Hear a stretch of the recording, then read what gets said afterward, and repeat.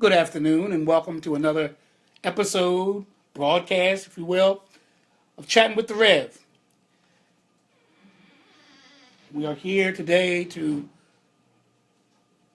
continue our investigation, if you will, or our study, or our inquiry as to what's going on in the challenge with those who have challenged disabilities, those who have challenged abilities, we like to call them. We want to continue the investigation because the fight continues on. Each week it seems like there's more and more issues that are arising that are going to challenge the very lives. And I don't say that lightly. I don't say that with an exaggeration. I don't say it for dramatic license. I mean it literally. That the lives of those who have physical, mental, and challenged abilities are up for grabs right now in terms of the quality of life that many of us will have to live if some of these repeals and replacement ideas and alterations in laws and changes in laws take place. It's no joke. There are 60 million people in this nation with either a physical, a mental, or a developmental challenge that they have to go through. Many have multi-disabilities. I myself was born with cerebral palsy. Good afternoon to my dear wife, Teresa. I was born with cerebral palsy, but as a teenager, because of the way I walked and how exaggerated my gait was in walking, I messed up my, quote, good hip, which was my left hip. I have CP on the right side. That affects my hands, that affects my legs, affects the way I walk. And so when I became a teenager, good afternoon, Ingrid. When I became a teenager, I had to undergo hip surgery. A series of hip surgeries, 4 to be exact. The last one being a fusion of the hip, meaning that they took out the ball and the socket in my hip and replaced it by 2 great spikes. So now I had cerebral palsy on the right side, and now, as of 1968, I had a spike on my left side, which meant that as the years went on, my left hip, which was my long leg, now became the shorter leg. Now I had to wear lifts in my shoes. Even before I became a teenager, when I was about 12, I developed asthma, which I still have today. Chronic asthma, not childhood asthma. That eventually went away. I still have asthma today. I still use an inhaler and a nebulizer today.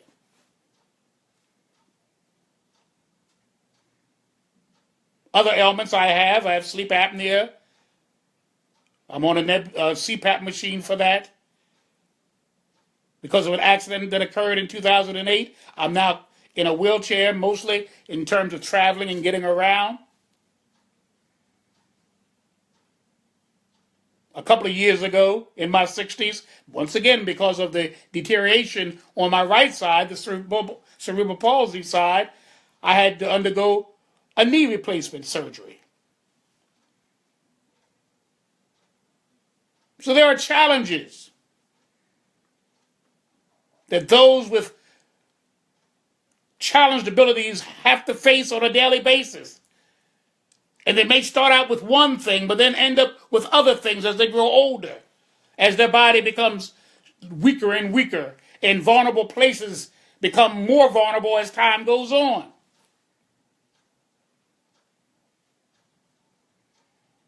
I have a wife that has lupus, and she too has multi-disabilities. Good afternoon to my cousin Donald.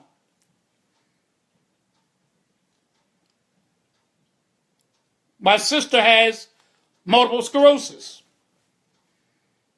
So I know what it means to have a disability. My mother suffered with asthma all my life. I don't know a time when she didn't suffer with asthma. So with my disability of cerebral palsy and other conditions that I've had to endure, my eyes are on these new proposed laws that are being proposed at the moment but have a good likely chance of being enacted. And we're going to talk about some of that. On Tuesday and Wednesday of this week,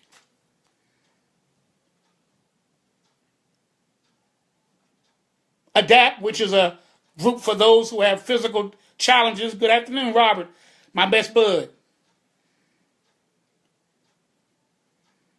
And on Wednesday, I went up with them to Harrisburg, to the state capitol. On Tuesday, they went to the Appropriation Bill Committee, and on Wednesday, we went to the Senate Appropriation Bill Committee meeting. And we sat there and we listened and we heard some very interesting things that will impact Pennsylvanians who are either senior citizens or who have a physical, mental, or developmental challenge in their lives. Because the federal government is proposing that we have a block grant instead of almost like I'm trying to think of the term now, but I'll tell you what it means. Right now, Medicaid and Medicare both receive monies from the federal government through a system that is, if you give $1, I give $1. So the state gives $1, the feds give $1. If they give $20, the feds give $20. You know, on and on and on until you get to the millions and the billions that are needed to run these programs. Matching funds, that's what it is. The federal government matches the funds of the state governments. So whatever the state needs to pay in maintaining these programs, the federal government matches those funds so that they always are solvent. And with the Affordable Care Act, which is known as Obamacare, this has even been enhanced. These programs have been even enhanced by federal involvement. If the Republicans have their way and the president signs into law, which he would, a repeal-replace health plan, many of these programs will be done away with or marginalized or compromised. For example, Medicaid would be cut back drastically, affecting not just those who have physical, developmental, and mental challenges, but those who are senior citizens. Children that are on these programs will also be impacted in a negative way. Those that are on the program, it's going to all matter on how severe the need is. So many that now have taken advantage of the program will not be qualified to stay on the program. Medicare the same way. Now, many people have worked their whole lives. And when they get to 65 years old, they're supposed to be able to tap into Social Security and also to receive Medicare. That may not be as you think it will be if these laws are repealed and replaced, because those too will be impacted. Hello, my dear. Those laws too will be impacted. And those services will be impacted. And the lives that they serve. See, sometimes we lose sight of the fact that the people that are going to be hurt are people. They're not statistics, the disabled, senior citizens, children, the poor, the needy, the homeless. Go on and on and on with these little labels. The bottom line is we all are people. We're human beings that are going to be impacted by these laws. And not just ourselves, but our families.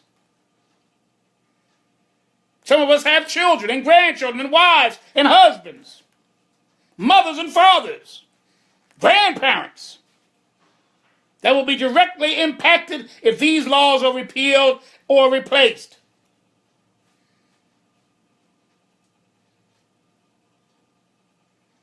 We need to step up and do something. When I was up there on Wednesday, up to the state capitol, our mission was to make sure that when it does trickle down to the states, which it will, if it's passed, the states, what the new law would be is the states would have more burden. because the government's not going to give them what they need dollar for dollar. The federal government will give them a block grant. X amount of dollars for your state. X amount of dollars for your state. If there's needs that go beyond what is needed to provide the services that are needed, it'll be up to the state to find those dollars. It'll be up to the state to find those dollars. No longer will the federal government have anything more to do with it. We gave you X amount of dollars. Whatever is needed to maintain your programs, that'll be up to you. If it goes beyond what we've given you, it's up to now the state. And the states, the senators that we met with there in Harrisburg on Wednesday, they made it clear to the whole congregation, I'm a preacher, but the whole audience and to each other, that the state will not be able to absorb the monies that are needed to maintain these programs in the way they're being maintained now. It just does not have the money. The matching funds from the federal government is what keeps these programs going effectively and touches lives in positive, productive manner. Without the funds from the feds, or cutting the funds from the feds, the state will not be able to absorb in their budget, will be required to maintain Medicare, Medicaid, and Social Security as we know it now. Now keep in mind, young people, those who maybe don't have a physical challenge, and maybe you're not old enough, you're young and you're vibrant and you're working and all of that. Let me tell you something. That's for today. That's for right now. But time is coming when the legs won't move like they used to move, and the eyes won't see like they used to see, and the ears won't hear what they used to hear. And you'll be standing in the line waiting for Social Security and for Medicare and maybe even for Medicaid. And the monies and the services just will not be there. You better join this fight. For this fight is your fight. Not just for yourselves, which is in the future, but the fight of your mothers and your fathers. I'm 65 years old. My mother's 88 years old. I got a cousin that's in their 80s. Other cousins that are in their 60s and 70s in age. Family members that are directly impacted. I got family members that are younger than that. But because of their physical challenges, they are a part of the system. My wife says they are determined to kill us old, disabled, and sick folk. It's called genocide. We're doing it in a more sophisticated, dignified, diplomatic way. No, we're not throwing people in the ovens. We're not gassing them. We're not standing them against the wall and shooting them down.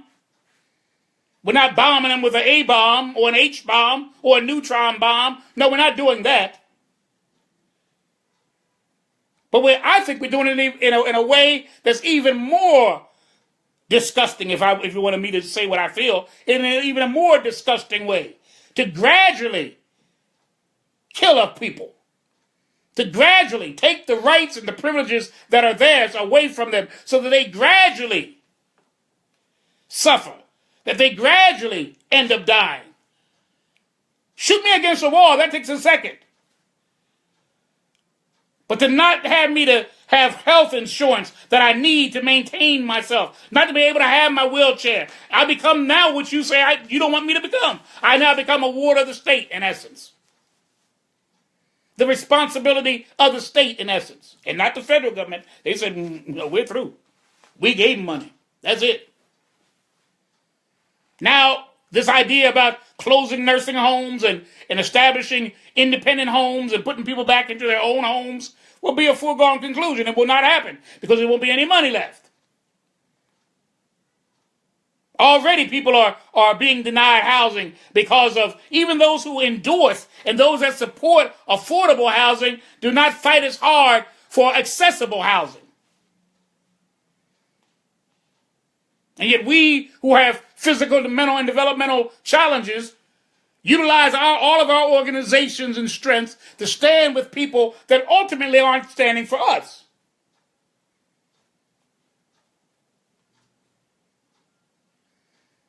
People with challenged abilities are at every convention, every rally, every march of everybody else's cause. Standing toe-to-toe with everybody. When the women had their march there in Washington the day after Trump was inaugurated, the report was, proudly they reported, that the organizers of that march proudly said to the audience and to the newscasters. I saw one of them on Roland Martin's show. And she proudly proclaimed that this was the greatest gathering of disabled people ever. And yet, this rally, which was hours and hours old, did not have one person with a disability on the podium. But I saw the schedule of all the invited guests that were supposed to speak. In every organization, you had actresses, you had other people, musicians, singers, and everybody else standing up there, proclaiming their outrage, proclaiming their positions on this new administration and what they see this new administration as being. But nobody will be infected as much by whatever is passed in Congress, whatever is signed in the White House. Nobody will be affected as much as people with physical, developmental, and mental challenges. Nobody. And yet we have no voice, even amongst the most liberal organizers. Two groups were denied participation in that march. Women that were pro-lifers and people that were disabled. Isn't that something? Pro-lifers, so if you weren't a pro-choice advocate, you could not participate, and they didn't. And those who had a physical, a developmental, or mental challenge. Those were the two groups that had no representation. You had Native Americans there, you had lesbians there, you even had homosexuals there. You had everybody represented, every race, every sexual persuasion, every religion. You had people that were members of the Islamic family, those who were members of the Christian family, those who were members of the Buddhist family, and all the rest, the Jewish family. Old advocates like Gloria Steinem and others. Angela Davis was there. I watched it. And I wanted to see whether we would be able to be represented. Not a one. All those speakers. Madonna was there, strutting her stuff. All those speakers. Not even politically inclined. They're just on the bandwagon, but they had opportunity to speak because of their name, their reputation. But where was the one with the wheelchair then? They were out in the audience. They were all out there. You said it was the greatest number of disabled people ever gathered at any one event. They were there. But they didn't participate. They didn't speak. They weren't allowed on the podium. They were not allowed to speak on the mic, given their position, given our position.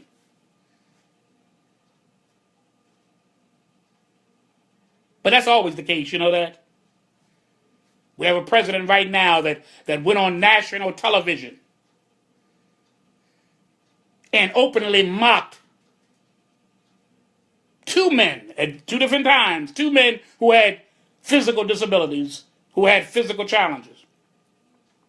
Made fun of them on a public stadium, at a public forum.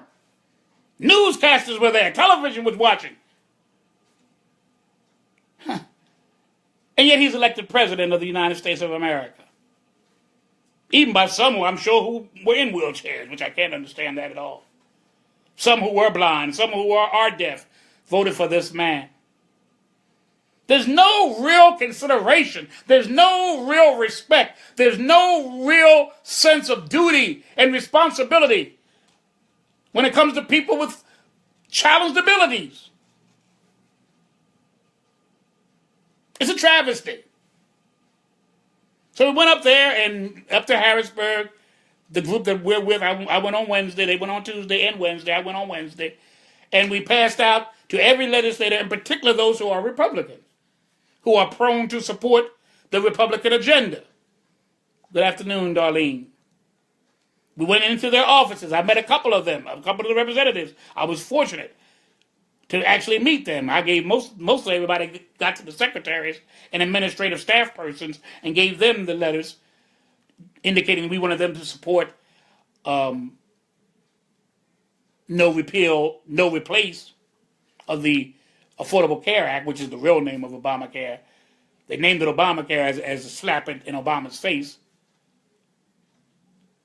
But it's really, how you doing, Gene? But it really is Affordable Care Act. That's the real name.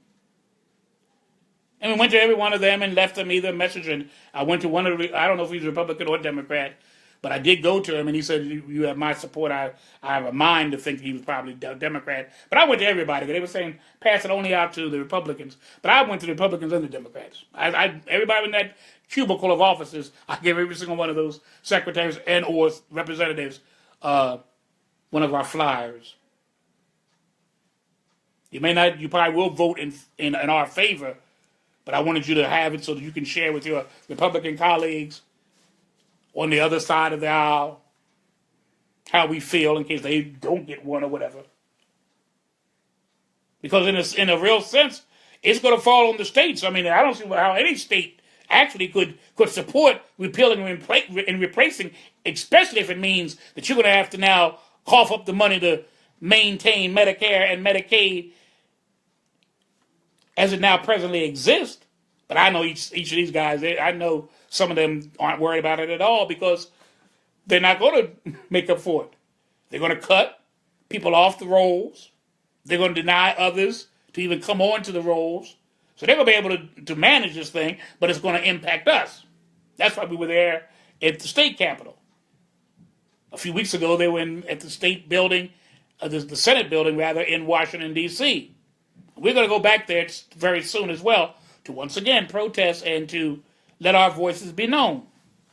Now, I want to talk about a few things. My wife brought to my attention and actually posted it in my on my Facebook page, something that really disturbed me, and I'm going to read it to you.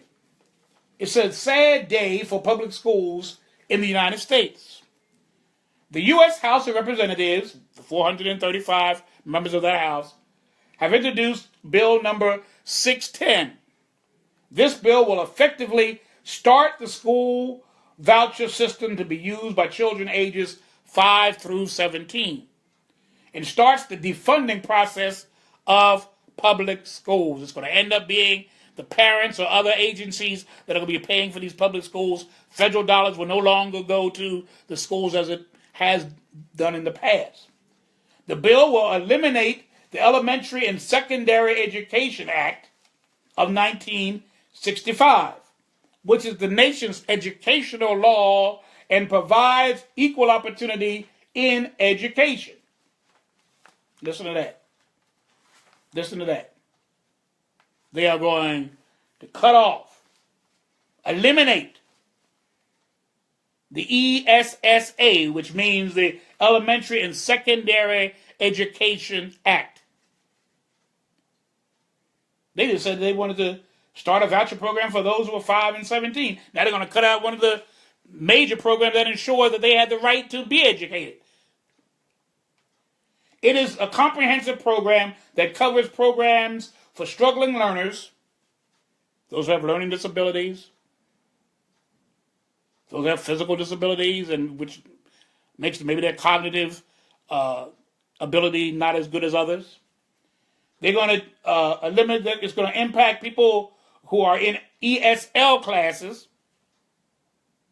for minorities such as Native Americans, rural education folk in the rural areas who seem to just love this administration and the Trumps. It's going to impact your school districts as well in a particular way.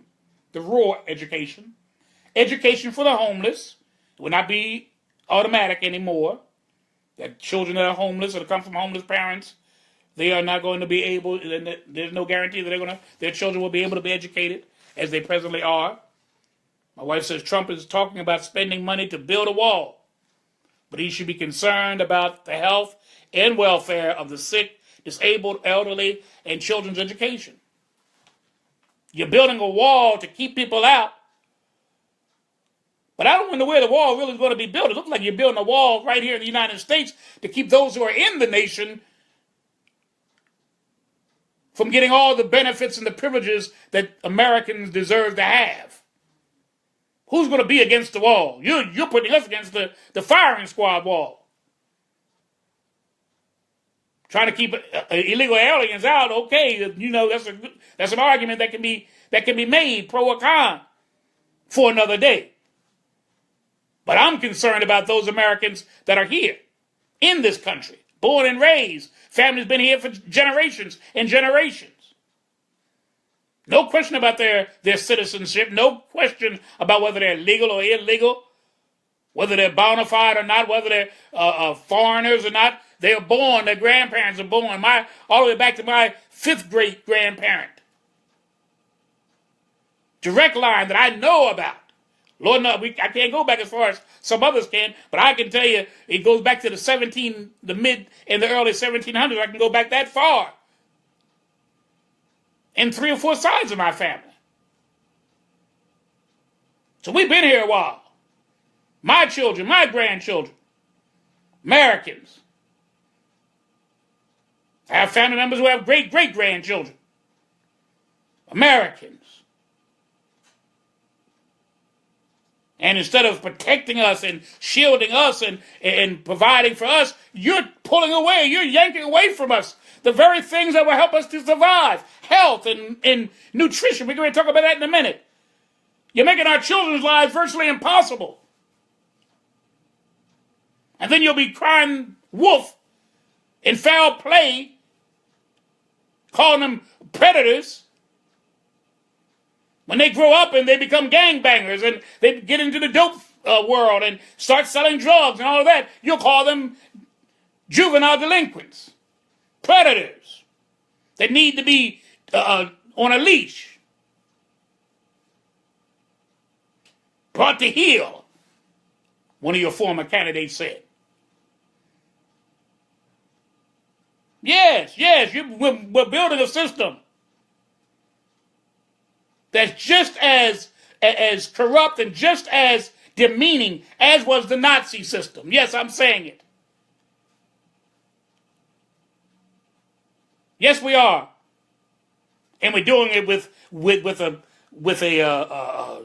suit and a tie. We're doing it through all the legal means, and we're doing it with sophistication and with this kind of way. We're doing it with some kind of decorum. Political correctness. But you're still killing me, whether you do it with a smile or whether you do it with a frown. Whether you do it with a gun or whether you do it by denying me the health care that I need to survive. Whether you're doing it by executing me or putting me into some kind of concentration camp. Or whether you're making it so that my children and my grandchildren and my great-grandchildren will not have the opportunities to receive the kind of education that every child deserves to have to make for a better life. Education is paramount, and particularly in this world. Used to be years ago, you didn't have to even go to school at all. But through hook and crook and through other kind of means, you end up becoming a Rockefeller and a Ford and all of that after coming from poverty. But things are so technological, things are so advanced in terms of understanding how they operate that you need some kind of education to really better your life.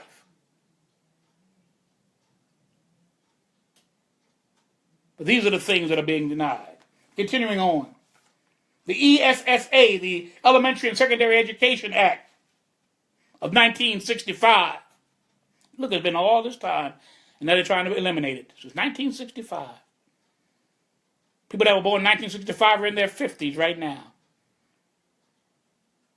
And now they're trying to destroy it. Some of them are grandparents right now. They were born in 1965. And they're now ready to destroy it. It also safeguards children and protects children with school safety. The gun-free zones in schools. The bill also abolishes the Nutritional Act of 2012. You know that one that Obama put in position, No Hungry Kids Act? And how Michelle Obama, the First Lady, really pushed for that and really jumped on the bandwagon with that and really supported that. This act provides nutritional standards in school breakfast and lunch. Make sure your children are eating healthy.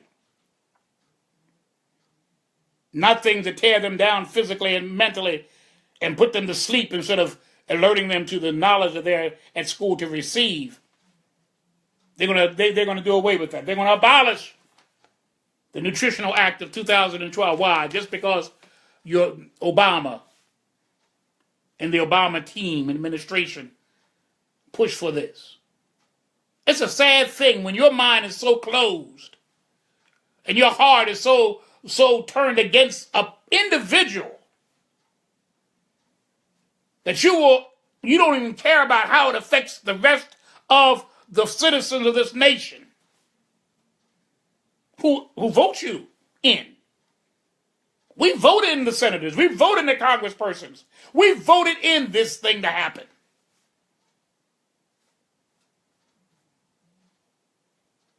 We were so worried about not letting Trump in, we allowed these other guys to get back in. These other women and men to get back in that are just killing us.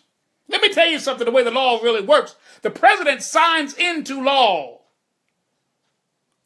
what the Congress first offers up as a law. The president does not make laws. He enforces laws. It's the Congress that makes the laws. And the president signs off on it. Or vetoes it, which means he won't sign off on it. And the Congress has so much power that if they get 2/3 of the Congress, they can override his veto. We got to get our minds off of the President Trump, President Trump, President Trump. We better look at them congresspersons. He can't sign nothing if the Congress don't send it up to him.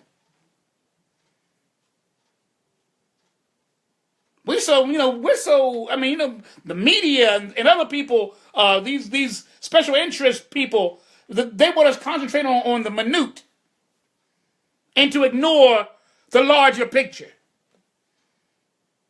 The Bible says like this, it says, instead of you looking at the little speck in my eyes, you need to look at the log in your own eyes. Instead of looking at the one man, I'm sure, and we should look at him because the appointments he's making, and I'm against some of those, many of those, in fact, most of those appointments, and I vocally stated that.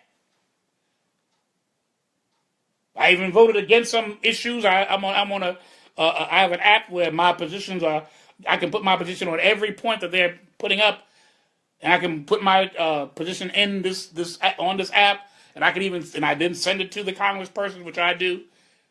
And to the president, for that matter, which I do, my opinion on this. Many times I vote against many of the things that are coming up. But we have to stop looking at just that one man. There are 435 congresspersons and 100 senators. That's 535 people that actually make the law. If Obamacare is repealed, it's going to be by the act of Congress, signed into law by the president. That's how it works. It's going to take this Congress to repeal or replace Obamacare, what we call Obamacare, the Affordable Care Act. Let's be clear. Understand the way this nation runs. We all out of emotion and misguided this and misguided that. I mean, yeah, we need to fight Trump every step of the way. All of his cabinet members, from the Secretary of State all the way down to the Secretary of the dog catchers. Need to fight him every step of the way. But as I'm fighting him, I'm remembering Congress. I remember how this government really, really works. And it works through Congress. And also, Congress is the one I can do something about. Because the president is elected first by the popular vote, but he's also elected through the Electoral College. That's how Trump got in. It wasn't a popular vote. Hillary got him by 3 million votes. But keep in mind, don't forget, he still had 62 million people did vote for him. So don't make it sound like, oh, it's one for the Electoral College. He did get 62 million votes. That means a whole lot of people believe in Donald Trump. Let me tell you. If they don't believe in him, they thought Hillary would be worse. Whatever the case may be, 62 million plus did vote for Donald Trump.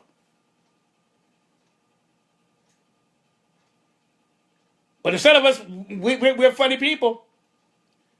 In 2012, before we knew that Donald Trump was going to be the candidate, the nominee for president from the Republican Party, before we knew that, we were talking about in 2016, we're going to make sure the Democrats gain the majority both in the Senate and in the House of Representatives so that justice will truly be served.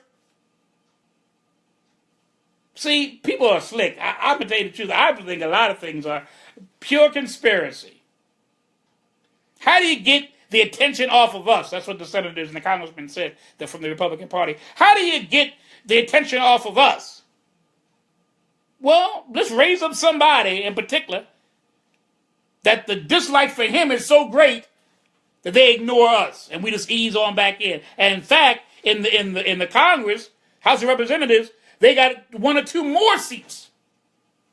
So the Democrats lost a couple of seats. So they're even more in the majority. We were going to, in 2012, we were going to make sure that they were not going to be in the majority in 2016. They are still in the majority with a couple more seats added to it. And it's the Congress that's dealing with this Obamacare / Affordable Care Act / Medicaid / Medicare / Social Security / the Nutrition Act / everything else. They're going to slash. That's the whole idea. They're slashing everything. And the rich are going to get richer. Poor are going to get poorer. People with special challenges are going to get more of the shaft.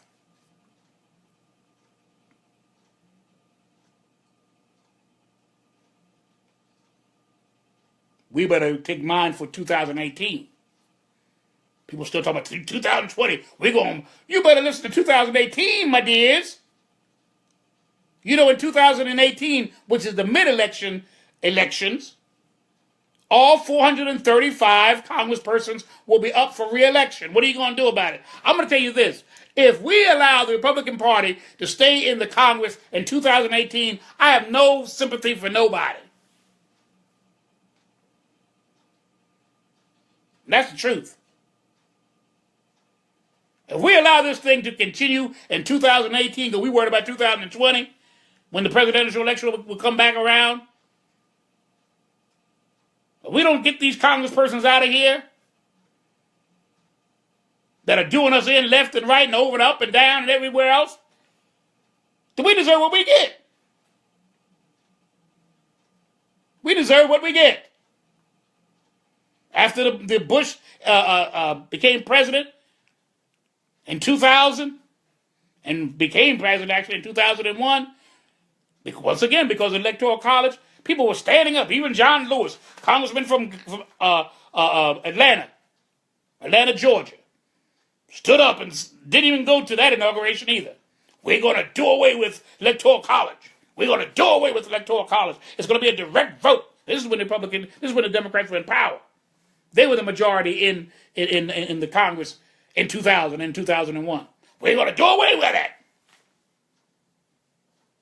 What happened? All that rumbling and roaring. What happened? 16 years later, the next Republican, the only one after Bush, was Donald Trump. We had... Isn't that something? We had all that time, 16 years, to do away with, well, actually, I guess you should say 8 years, really, because, the Republicans did take control in 2012. But from 2001 until 2012, when they took the control of the House again, that's 11 years. We did absolutely nothing to even change the Electoral College, let alone get rid of it, abolish it. And because we didn't abolish it, because the Americans did not demand it, and the Congress did not feel the urgency to do it, we have a Donald Trump who got in the same way George W. Bush got in, through the Electoral College vote. Al Gore got more of the popular vote in the 2001 election. Hillary Clinton got the most votes this election. But because the Electoral College was there in 2000, and again in 2016, we have the same situation. Now what are we going to wait for? We're going to wait for actually not Hitler to come in to power?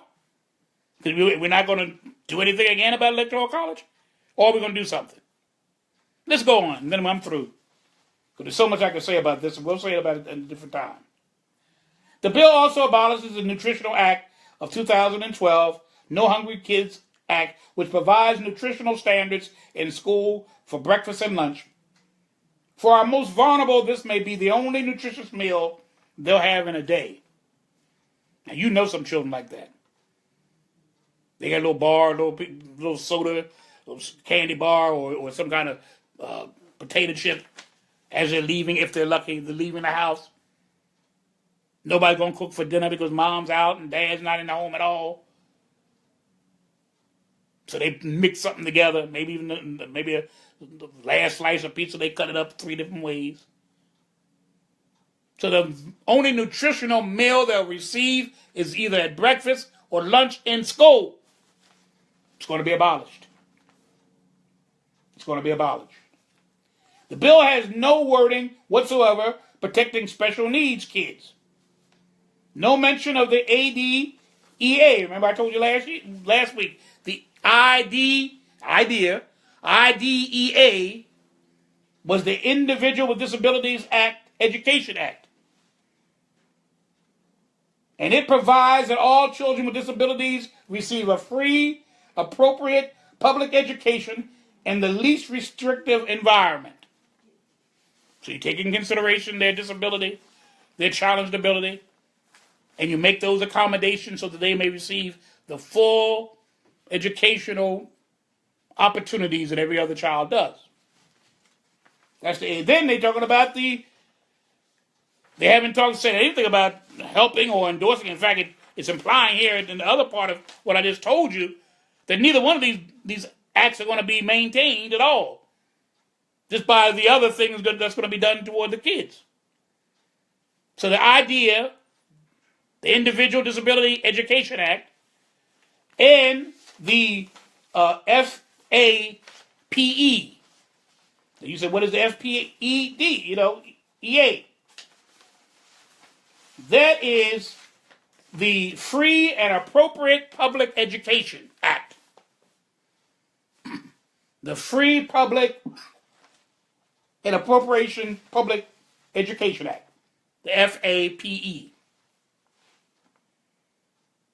Now, the Individuals with Disabilities Education Act, IDEA, which is what we just talked about, says that each child who has a disability and needs special education and related services will receive a free and appropriate public education. FAPE. Here's a closer look at FAPE. First, it's free. Means all eligible students with disabilities will be educated at public expense. They don't have to go to no private school and spend thousands of dollars because the public school has no facilities or no opportunity for them to enter into that public school. No. Public school got to make room for them. And then whatever education they do receive, they'll receive for free, like every other child. Oh yes, the books and other things, your notebooks, your pencils and paper, that's still your expense. That's still part of your fee. But in terms of the educational aspect to it, absolutely not. The A, the appropriate. Appropriate means that your child with a disability is entitled to an education that is appropriate for her or him. So, my child can learn trigonometry. Those are in the 12th grade. You have to make it appropriate. If their learning abilities will not allow for them to learn advanced math, or let's say history that requires memorizing dates and times and all of that type of thing, you have to make it appropriate. You have to adjust your teacher plan to accommodate the ability or lack of same of the individual child. The P, public, refers to the public school system. That's what we're talking about. Not talking about private schools, special schools for the deaf, or special schools for the blind, or special schools for those who have physical disabilities like cerebral palsy and other debilitating conditions. Children with disabilities, whatever the nature or severity of the disabilities, have the right to be educated under public supervision. Many children will be educated in the public school. In some cases, they might be educated in a private school, but never the special school, earmarked for people that have challenged abilities. Private school, that's fine, but it's the same type of thing. It's a curriculum that's meant for every child in the school, not one that's earmarked toward only people who have special challenges. And the E, naturally, that means education. Education must be provided to every eligible school-age child with a disability. If this describes your child, FAPE ensures that he or she will receive a public education that includes the services outlined in her individual education program. The education should prepare your child for the future. Whatever that future may be. They may not be a college professor, but you're going to give them all the education that they're able, that's appropriate for them, so that they can be self-sufficient in this world. Trump's administration will, we didn't even think about that because we're going to do so much damage to the other aspects of education that that wouldn't even be a factor with us. That wouldn't be a factor. Some things that the Elementary and Secondary Education Act, remember I just said that, of 1965, the one that they're going to eliminate. Remember that, what I was just talking about a few minutes ago? Some of the things within that act that they're going to try to do away with ensures access to the general education curriculum, ensures access to accommodations on assessments, ensures concepts of universal design for learning, and to include provisions that require local education agencies to provide evidence-based interventions in schools with consistently unperforming subgroups.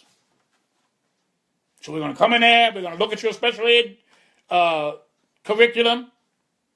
They're going to look and monitor it. That's where it presently stands, and see whether it is appropriate, whether it does accommodate every child, no matter what the severity or the lack of severity of that child's ability may be. It requires states in Title I plans to address how they will improve conditions for learning, including reducing incidents of bullying and harassment in schools. When I was coming up, born with cerebral palsy, I was bullied a lot of times. And the school really didn't do anything much about it. Harassment, my Lord, I was harassed also. And I know that's the story of many people who have physical, developmental, or mental challenges. Our peers have not always been kind, and there's been no protection under the law to make sure that at least civility is in place and bullying is denounced. Well, this act did do that, but they're trying to eliminate it, so there will be no more protection for children that are bullied, not just because of disabilities, but other reasons. If you have a weight problem, a child with a weight problem, they're bullied. You're too tall, you're too skinny, whatever the case may be, too short, whatever. You're bullied. You come from a poor family. You don't dress right. You don't smell right, whatever. Well, those children won't have any any advocate for them any longer if this elimination is enacted. Please, in every instance, whether it be Medicare, whether it be the educational, appropriate educational acts that are being challenged, nutritional acts that are being challenged, Medicare, Medicaid that are being challenged, Social Security that are being challenged, the social programs that help people that needed them the most survive, and not just survive, but actually flourish in this society. You need to call your representatives about this House Bill 610 and make yourself known. Make your position known. Make your case known. No more are we going to stand for this. No more are we going to stand for this. And for God's sake, do not repeal or replace the Affordable Care Act, a.k.a. Obamacare, for it will affect all consumers and their services on Medicaid. Congress will use Medicaid funds from ACA, the Affordable Care Act, to repeal and replace the Affordable Care Act with less coverage. People are going to have less coverage. People that are on long-term services and waivers. Your aid may not be your aid at all, if at the worst scenario, or if they are your aid now, their hours are going to be cut.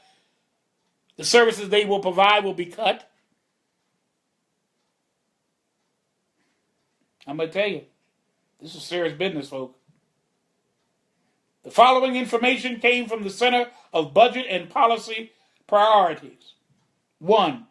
Congress also wants to do Medicaid block. We just talked about that. Granting or due per capita cap, and both will reduce services, eligibility, programs, and people. For all these things, I'm going to end with this.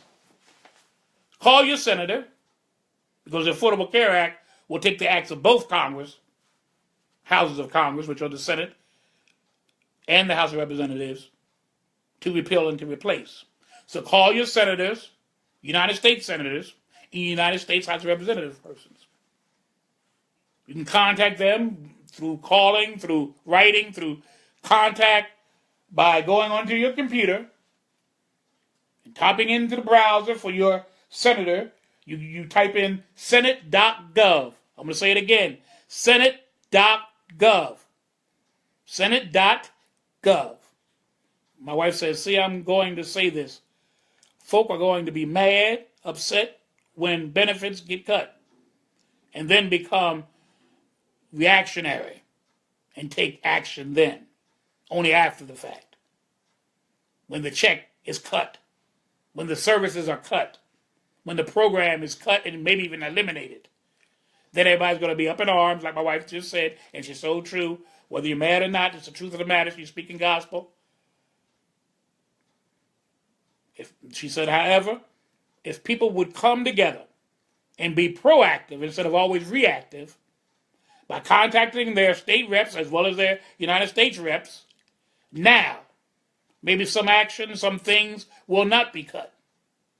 So we're telling you now, if you want to get your United States senator, which is the ones that are going to approve this, or your United States congresspersons, this is how you do it. You go to senate.gov on your computer.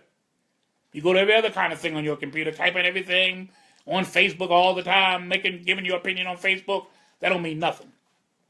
Your opinion is no better than my opinion. My opinion's no better than yours. If you really want to have an effect, you contact your senator. And you do that by going to senate.gov. The two senators in Pennsylvania are Robert Casey, Jr., who is the Democrat, and Patrick Toomey, who is the Republican senator.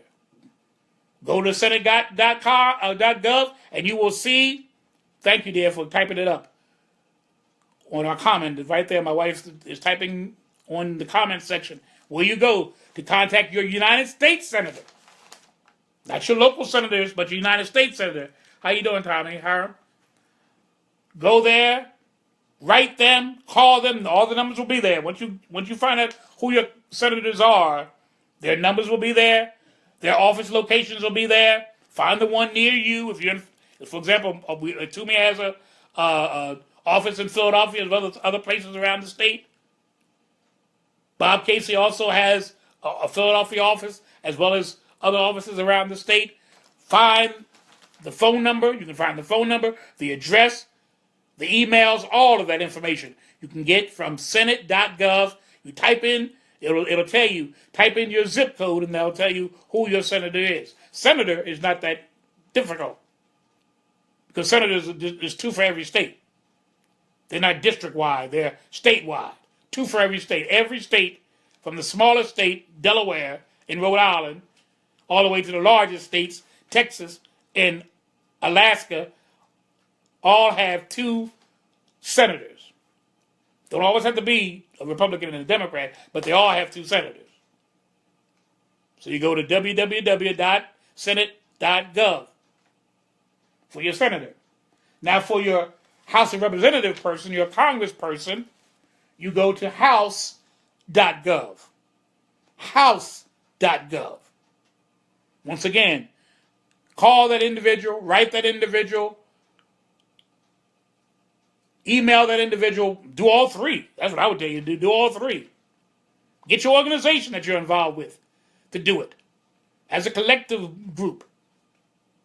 Let your voice be known. Let your voice be heard. They're your representatives. They are voted directly through you. My wife's put this up again, www.house.gov, all lowercase letters. www.house.gov for your House of Representatives. Now let me tell you how that works. My state, for example, has 18 United States representatives. So you have to go into that site, www.house.gov. It'll have a little block there. It'll say, give your zip code. You give your zip code. Mine was 19139. When I type that in, it says my representative is Dwight Evans. You do the same across the board, no matter what state you're in. My state has 18. Some have more. Some have less representatives. Because it all matters on the size of your state. Unlike the Senate, who has 2 representatives across the board, the congresspersons are according to the size of the state in terms of population. So Pennsylvania has 18 congresspersons. Your state may have, I know there's states that have 1 or 2. Small states. Our state has 18. New York has more than that. California has more than that. Florida has more than that. So what you have to do is go on to house.gov, type in your zip code. It'll tell you who your congressperson is. Everyone has 1 congressperson, though there are many congresspersons in that state. You, in your area, have 1. But what I would tell you to do there, because I'm going to write to all 18, in particular, those Republican persons that sit in Congress representing Pennsylvania. I'm writing all 18 of them. My particular congressperson is a Democrat, Dwight Evans. Used to be Chaka Fattah. But now it's Dwight Evans as our new state rep for my ward, my district. My district is District 2. Robert Brady is District 1, and right on down the line, all the way to District 18. Find out who that person is by going to house.gov and you type in your zip code and you'll find out who your representative is in Congress. You write that person. I would advise you to write all of them, but if you want to earmark your person, the one that you voted for, or the one that you have a right to vote for, you may not vote for that individual, but you vote in that you vote in that district for that district congressperson, and you find out who that person is. I'm writing all 18 of mine, though my actual person is Dwight Evans. I'm going to write all of them. If we do this, you'll be surprised what will come out of it. My wife says leadership. The majority party members and the minority party members meet separately to select their leaders. Third parties rarely have had enough members to elect. And they never have enough to elect as chair. Now, they can sit on the various committees. But third party candidates like, for example, Bernie Sanders, he's an independent. There's not many, I think there's only 3 in all the Senate. He's one of the 3. So he will never sit as a chair, though he sits on many of the most important committees. He'll never sit as a chair because, like my wife says, they don't have enough members to actually vote him in to a chairmanship position. But don't think he doesn't have influence, because as we know, he almost became the president, the 45th president of the United States. So go to house.gov to find out who your representative is, and go to senate.gov to find out who your senators are. And do it today. Do it right now. But I'm through until Monday. Same time, channel 3. 3 p.m. We'll be here again for another discourse between you and I, and between all of the ones who are willing. And I thank you for all the information you give, that you share with us. In particular, my wife today really has come through in a wonderful way. I thank you, dear. Really thank you a lot. Because all this is now written down, so you don't have to just take my word for it. If you want to hear any of this again, you can go to YouTube, subscribe to my channel, and you do that by going to YouTube, typing in G. William Scott. It'll take you to my channel. You can subscribe. You can hear this broadcast and every broadcast that preceded this. Just so you can get an idea, you can go over it in your mind, jot down some of the stuff that I spoke to you today. It's important to do it. We have to do it now. We can't wait till tomorrow. We can't wait until something drastic, like my wife says, and we become reactionaries because now my check is funny. Now my services are denied. Now my insurance has been compromised. Now I can't go to any doctor I want. Now pre-existing conditions matter. My child can't stay on my insurance until he or she is 21. Don't wait till that kind of stuff happens. Block it now. And you do it by dealing with your congresspersons. The 2 houses of Congress. The House of the Senate and the House of Representatives. Right then. House.gov. Senate.gov. Find out who those persons are and write to them. Good afternoon, Nancy. Write to them. We already told you that not just disabled people and seniors are going to be affected. Children are going to be affected. If you're under a certain economic spectrum, where your finances will not allow you to have insurance on your own, that's going to be affected. You better do something now. Or it may be just too late. Until Monday, have a great weekend. And get on those phones. Get on that internet. And find out who your representative is and who your senators are. And write to them, call them, and let your position be known to them.